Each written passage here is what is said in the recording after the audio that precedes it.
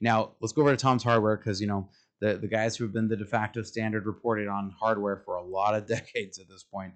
So NVIDIA and Intel announced joint development, Intel x86 RTX SoCs for PCs with NVIDIA graphics, also custom NVIDIA data center x86 processors, and then this, cats and dogs living together. I loved the subtitle. It's definitely made me chuckle because, these two were pretty common enemies for a long time, right?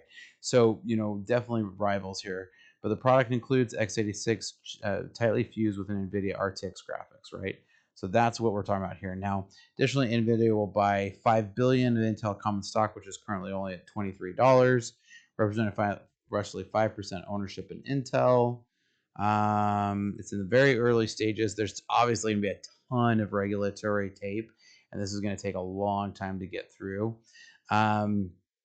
But Nvidia hasn't disclosed whether it will use Intel Foundry to produce any of these products yet. My guess is they will. I'd be kind of surprised to see them not do this because Intel has used TSMC to manufacture some of its own recent projects, but they do have a lot of processing, right? A lot of its foundry systems here. I know here in the Phoenix area where I'm at, there's one of the largest Intel plants not super far from me.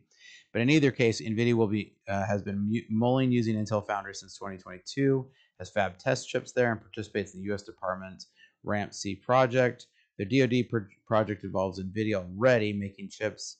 So this is kind of a partnership that sounds like it was already bound to happen because they've kind of been cuddling up to each other, and it sounds like they just made it to at least first or second base here. But while the two companies have engaged in heated competition in some market segments, Intel and NVIDIA have partnered for decades, ensuring interoperability between their hardwares. Now, the one who's really going to be really sad about this is going to be AMD, right? Intel said it will compete directly with AMD's APUs. For AMD, that means it faces intensifying competition from a company. So AMD was already kind of losing to NVIDIA. This partnership is definitely going to hurt them dramatically. So this will be a kind of interesting thing. I'll be interested to see if the partnership goes forward in the future, if it stays a partnership, or if the two eventually merge, or NVIDIA takes over Intel, or kind of what that looks like. It's going to be an interesting thing to watch play in the future. Intel's worked with similar type of chips with AMD, right? But they weren't successful. And AMD has really kind of struggled to be able to keep up with NVIDIA over the last few years, particularly. Intel notoriously axed the Kaby Lake process 209, and the existing system were left without proper driver support, right? I don't think we're going to see this.